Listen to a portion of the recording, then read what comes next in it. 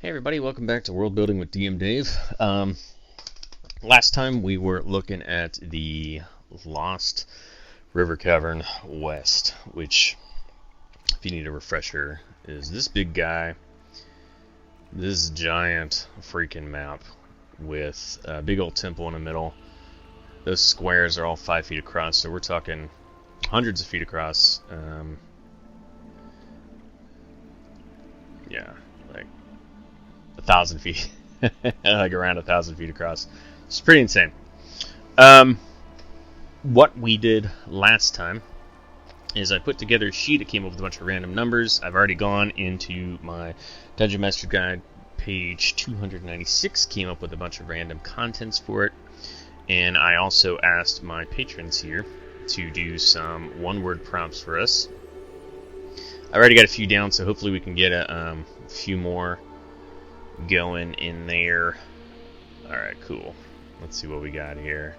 Desolation, Karaoke, Inspires. We'll go ahead and add that and we can start planning stuff out. Desolation, Karaoke, Inspires. So, I love taking random phrases and trying to come up with something related to what the content should be. I think it's really kind of a fun way of going about creating a dungeon. Okay. We also know from Dyson's stuff that we've got some monks who were there who were like secretly ghouls, which is pretty nifty. I probably will have them dredging a body out of the river, because one of my characters from the other campaign on Saturday died. So it'd be kind of funny to like have that character like wash up and they're like, they drag him up there, kind of like a scene in like the old movie Phantasm. All right. So what's interesting, I only rolled one dominant here, and that's for 5. So let's take a look at where that is. I don't think that's actually in the temple proper, so I might not even call it that. I think 5 is. 5 is this little crop of buildings right here. Dyson's notes said that there should be the uppermost buildings are still ruled by Grimlocks, so I might still have that going as well, like maybe like a lower group of Grimlocks that's further south that kind of work as a scouting party. So let's go ahead. Remember, this is a 3rd level adventure, or it's now 3rd level. They've gained 2 levels since we started this. I use session-based experience, so it's usually just 1 session to get to level 2, 1 session to get to, 1 session to get to level 2, 1 session to get to level 3. Then it's 2 to get to 4, and then 3 to get to 5, and so on. 3 pretty much the rest of it up until they get into the teens, and then it gets the tier 2 and tier 3 and tier 4 play is a little bit different. So, but that's a long way away. All right, so we need some Grimlocks here. We've got 20 rooms to fill, and let's see how many encounters we got too. So that'll help us give an idea of math. Honestly, I mean, 3rd level party, they probably won't pull a lot of stuff, so I'm going to try to put everything kind of in the medium to deadly area for 3. Yeah, I might even go with 4. Let's see. No, I'm going to make it hard. Let's balance it for 5th level. We'll balance it for 4. Okay. I'm actually gonna hand wave some of the daily adventuring experience because they're past 1st and 2nd level, and this is an experienced group. They're gonna know sort of what to deal with. I still don't want to throw anything that's too high of a challenge rating at them because I'd end up getting them killed. But still, this would be kind of fun, and I've done it before when I ran Dungeon of the Mad Mage. I also created a chart that I should pull up and take a look at. Let's go ahead and put this at level 4. I think I had this. This is pretty much at 4 too. It's pretty brutal. Alright, so we know we want for level 4, let's make it a medium challenge. So I've got 6 guys playing. Let me get my calculator real quick.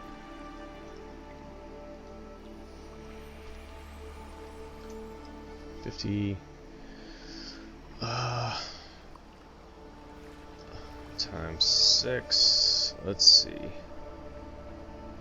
I want to use Grimlocks. They are CR1, I think. So they're really going to be CR2. So 4 Grimlocks Let's see.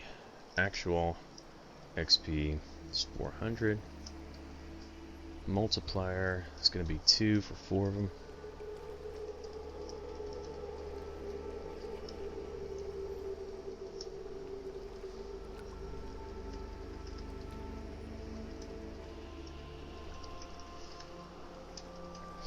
Actually, no, it'll be 1.5 because there's 6. It's actually going to be 1.5. So, it's going to be kind of an easy encounter unless we're doing this for level 4 too. All right, let's add in a few more Grimlocks. Let's do 8 Grimlocks. These are going to be kind of the guys who defend the lower part, which is much more dangerous than upstairs. At least I think it is. Alright, so that is medium for a 4th level party. Alright, so we got 8 Grimlocks living in area 5. That's our dominant. They're going to have treasure. I'd say they've got more of those cursed coins. So let's go ahead and place them in here.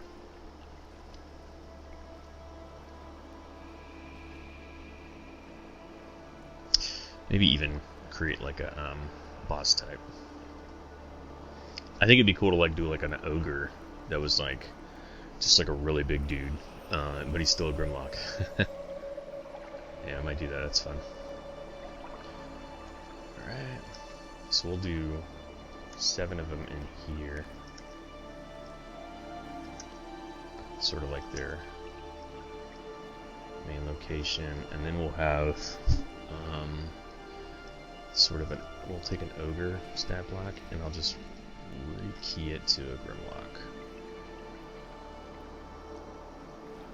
And he'll be a CR2. So let's see.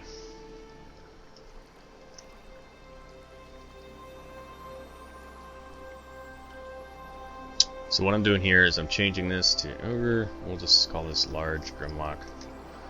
And ogres have, I think, 59 hit points each. We'll keep the vision the same, that's fine. All we do is just bump him up, and he's going to be jammed into this. This is like his own little house that he lives in.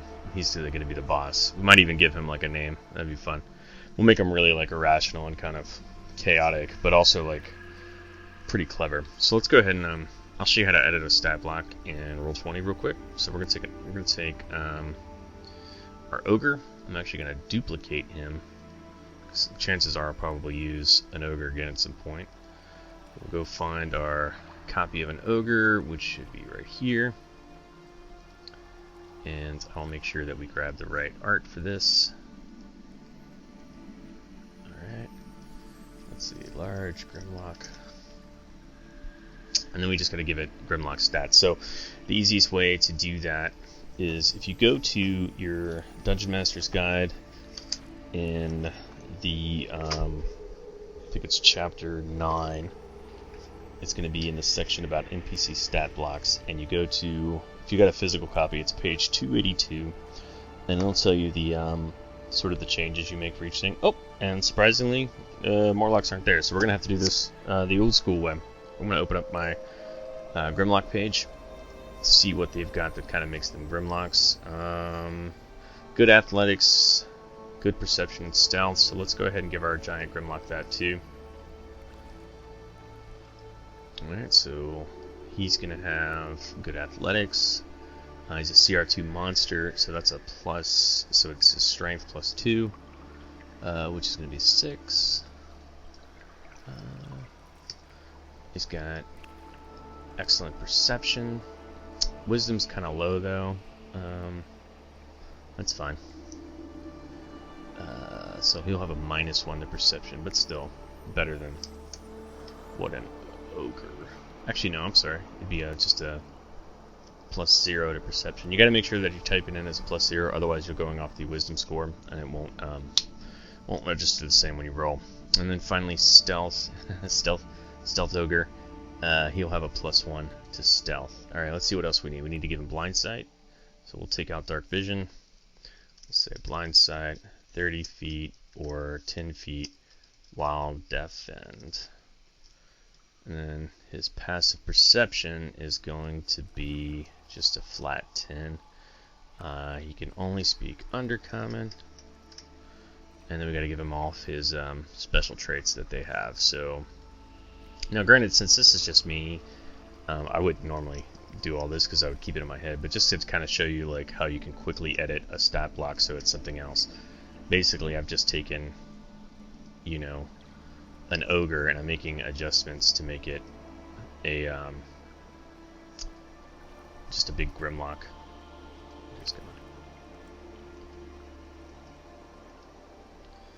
If it'll work.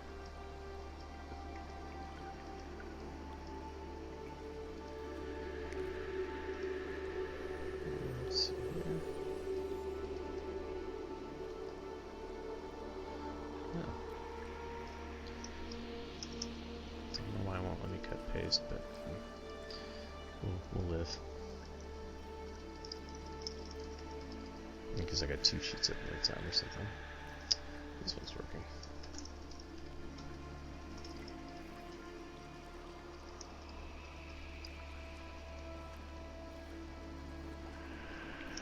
That's it. And he's got a great club. Doesn't really need to change that. Alright, cool. So there we've got our large ogre, or a large grimlock. So large grimlock. We'll keep him as a humanoid. Large humanoid. He's like the king of grimlocks. Him and the maybe him and the other guy don't get along. Alright, and that's it. So now we've got that little encounter there. Let's go ahead and get rid of one of these to keep it balanced. We'll say we got what? 6 times 100 plus 450. That's 1050. It's a little bit higher. That's fine. That keeps it as about a hard encounter. That's cool. I'll live with that. Alright. And that's it. That's the Grimlocks there. We got Pet Ally guarding treasure in Area 2. That'll probably be, I think Area 2 is over here. So that'll probably be related to the Grimlocks. Before I gave them like bugs and stuff to kind of protect them. Pet Ally. What's some other cool allies for Grimlocks? Remember, Grimlocks are blind. Probably difficult to work with. Maybe it could be something else. We do have a sage. Maybe there's like a weird sage who kind of works with them. Kind of like he's living among them, and he's also chaotic neutral, but he can know a little bit more about the dungeon and what's going on. I think that might be cool. Let's go ahead and find let's just do a mage. I think that's cool. We can put a mage in here who's studying the coins. We got a new NPC, so let's go ahead and give him a name.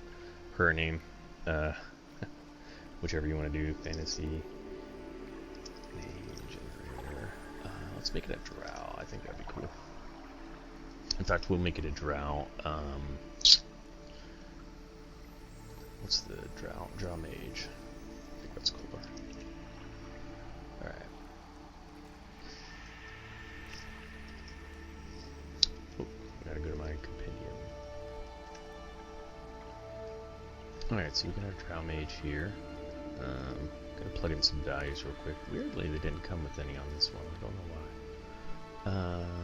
Drow have awesome night vision, so let's put in 120 there. Go back here, set up all this. Give them their NPC. What's cool is in the monster manual, there's a little sidebar that says that drow usually come with magic weapons, so that's something you want to remember when creating a drow. I think that's pretty cool little feature. Let's see how many hit points these folks have. 5.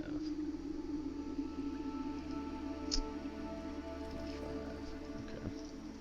So you don't normally want to put in the attribute here when it's an NPC, because if it changes for one, it'll change for all. It's really only one to do with the characters. Okay. Alright, and I picked a name. Ilstor Kinzingi. Ilstor Kinzingi. Alright, there's Ilstor studying coins. Maybe he's got like a little Grimlock assistant too. You're like a Grimlock kid. Yeah, Grimlock. Is there a Grimlock name generator? Grimlock name generator. I doubt it, but it'd be cool if it was. Let's see, Morlock name generator. If not, we'll just use a Goblin name generator. Goblin name generator.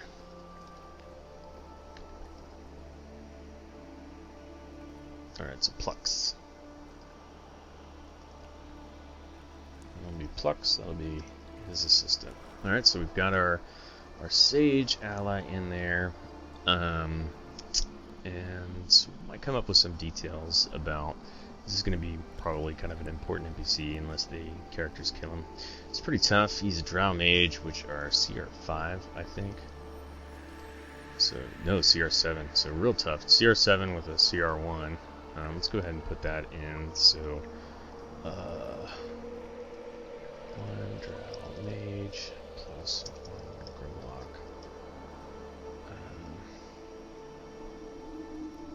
So whirligig was the word here, so maybe they're messing with a broken machine. We'll figure out what to do with the Olympics one. 29, so 3,000 times 1 equals. And then per character, it's going to give us a big fat number. For 4th level party, that is deadly. Yeah, no shit. Alright, cool. And we got a random creature here for key. Key's interesting. What would be good for a key? This is going to be a thoroughfare here. Let's go ahead and look at Donjon.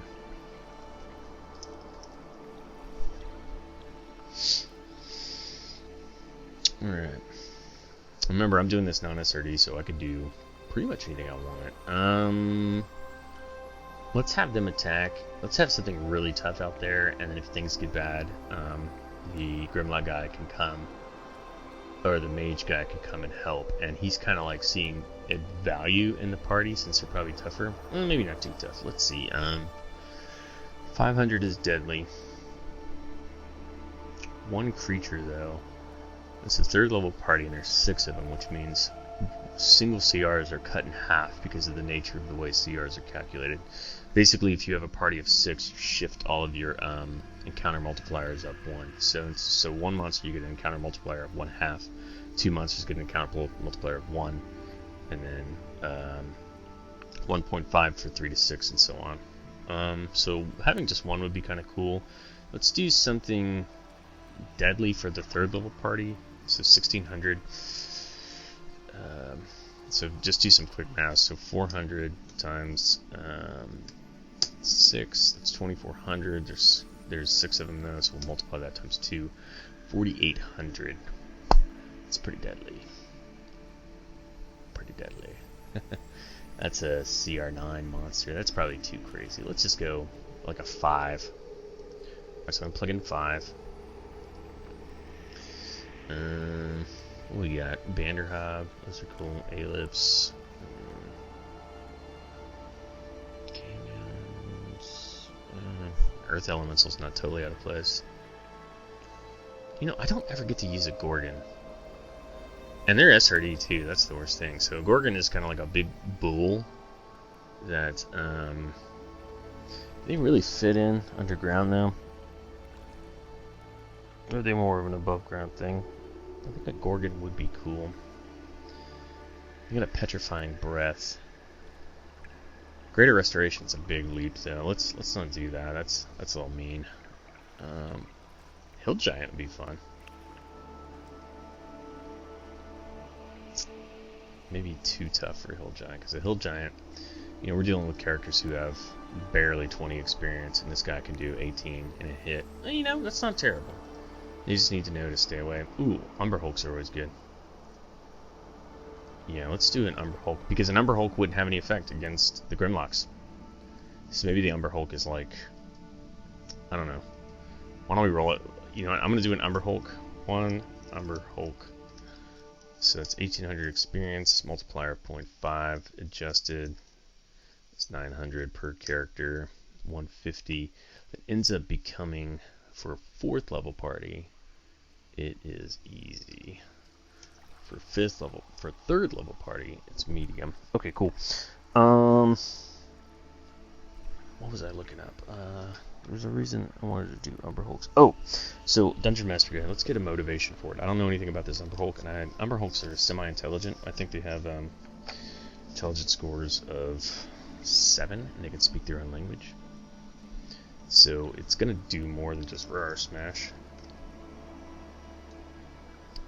Like, maybe it's just stomping around in the Underdark because it wants a friend. We'll come up with a monster motivation for it.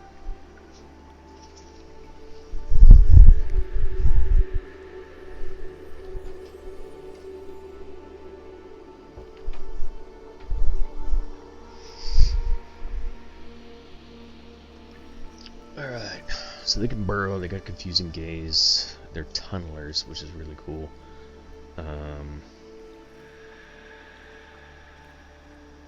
Huge tunnels too. That's cool. I'll have to remember that for like a really cool maze sometime. Yeah, intelligence 9s. They're not dumb. They're intelligent creatures.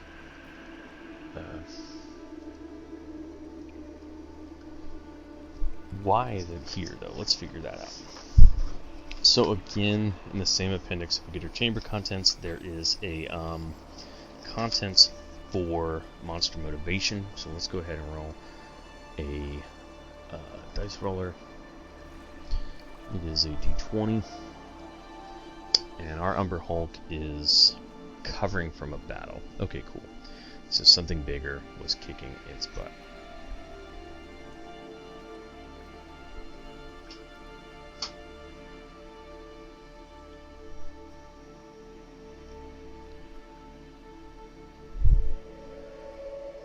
Alright, so our Umber Hulk is recovering from battle. We're going to make a note on that. Maybe against something else that was in here. What other kind of random creature is there? Spiders. Okay. Where's 12? And this can help us telegraph a more dangerous monster. I think that's cool. Alright, so let's find our Area 12. Area 12 is... Great, it's in these caverns over here. Okay, so we're going to put in some ropers. I love ropers.